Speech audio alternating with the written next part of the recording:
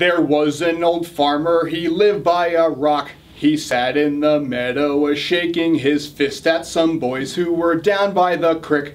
Their feet in the water, their hands on their marbles and playthings, and in days of yore there came a young lady. She looked like a pretty young creature. She sat on the grass, she pulled up her dresses and showed us her ruffles and laces and white puffy duck quack quack.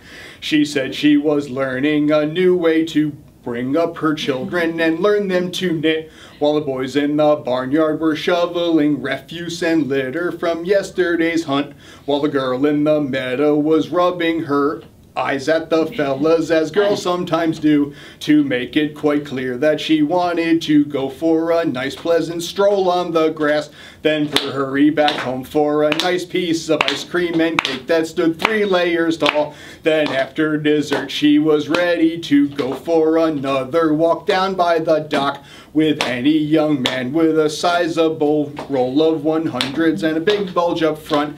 If he'd ask politely, she'd show him her little pet dog, which was subject to fits. Then maybe she'd let him grab hold of her small tender hands with a movement so quick. Then she'd bend on over and suck on his soda so sweetly until she finished it. Then pull down her panties to rub on her hip that she bruised when she ran down the hall, 'cause he tried to force her to lick on his candy and made of butterscotch, and then he spread whipped cream all over her cookies that she had been baking all night. If you think this is dirty,